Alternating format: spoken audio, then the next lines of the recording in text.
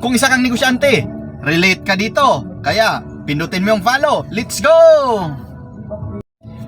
Ramdam nyo ba ang pagpasok ng taon na to? Medyo matamlay, no? Mahina yung benta.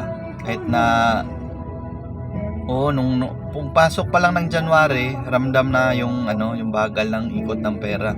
Tapos tumuloy ng February at ngayon March na, magtatatlong buwan na, pero di ko alam kung kami lang ba yung nahihirapan sa benta ngayon o kayo din. Comment mo naman kung malakas benta mo, para pwedeng makahiram dyan. Pang-abono lang.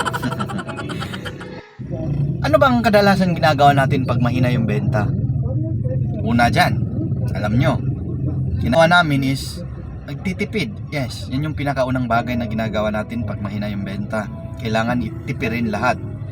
Tipirin yung expenses, tipirin yung pamasahe, tipirin mo yung kaya mong tipirin, lalo sa tubig, kuryente, wifi, huwag mo nang bayaran. Hindi, biro lang, baka maputulan ka.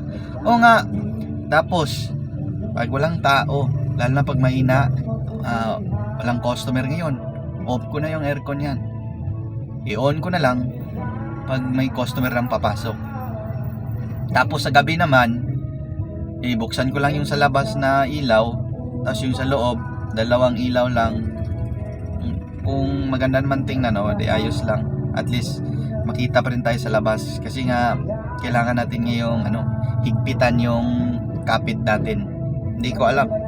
But pangit ng pasok na yung ekonomiya ng 2024. At lalo pa sa atin na nag-uumpisa pa lang sa negosyo, tayong dito nahihirapan. Kesa yung iba kasi malalaki na yan sila kaya kayang-kaya nila to. Kadalasan karamihan nakikita ko nagsasara lalo yung talaga yung hindi nila maintindihan yung takbo. Kahit ako parang hindi ko na maintindihan pero patuloy tayong lumalaban. Tsaka pala nagma-marketing din tayo, dagdag sa natin. Yung una nating ginawa kahapon is yung tricycle marketing. Sinubukan natin, di ko alam kung gagana ba, pero kaya to. Laban tayo mga negosyanteng maliit. Laban tayo. Kaya natin to. Let's go! At bago yan magtatapos, gusto ko lang i-shout out yung boss mentor ko sa pagninegosyo. Sa kanya pala yung t-shirt na to. Trabahong malupit na kasulat, di ba?